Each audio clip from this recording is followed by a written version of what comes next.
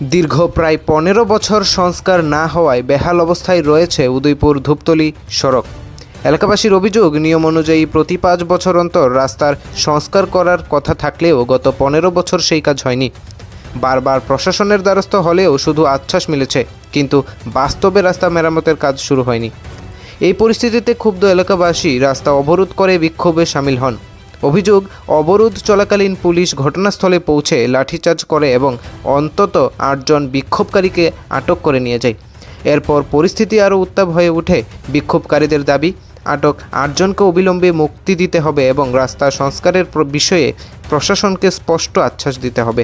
দাবি পূরণ না হওয়া পর্যন্ত আন্দোলন ও রাস্তা অবরোধ চালিয়ে যাওয়ার হুঁশিয়ারি দিয়েছেন তারা। স্থানীয়দের অভিযোগ, বেহাল রাস্তার কারণে প্রতিদিন চরম দুর্ভোগের শিকার হতে হচ্ছে সাধারণ মানুষকে, বিশেষ করে গর্ভবতী নারী, অসুস্থ রোগী এবং জরুরি পরিষেবার যানবাহন যেমন অ্যাম্বুলেন্স চলাচলে মারাত্মক সমস্যার সৃষ্টি হচ্ছে। তাই দ্রুত সংস্কারের দাবিতে আন্দোলনে অনড় রয়েছে এলাকাবাসী। এই ঘটনার বিষয়ে প্রশাসনের পক্ষ থেকে এখনও পর্যন্ত আনুষ্ঠানিক কোনো প্রতিক্রিয়া পাওয়া যায়নি। ব্যুরো রিপোর্ট, দর্পণ বাংলা ডিজিটাল মিডিয়া। আমরা কাম করে খাই না, আমরা ম্যাম গরিব লোক, কাম করে খাই, এই চালিয়েছি রাস্তা। হ্যাঁ বলেন। যে ডিএম এর সঙ্গে গিয়ে কথা বলতে পারবো, দম আছে তোমার? 5 জন লোক দিতে পারবা যারা তোমার এই ডিমান্ডটা দিয়ে ডিএম এর মুখের সামনে কইতে পারবে? এবার আমি একটা কথা বলি, আমাদের ঘরে তো বহুত মহিলা লোক আছে, আপনি তো মহিলা একজন, মহিলার দুঃখটা বুঝেন তো?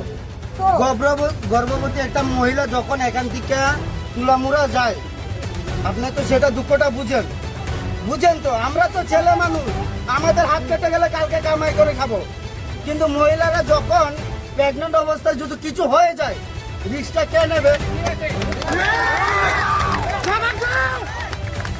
আপনি তো একজন মহিলা।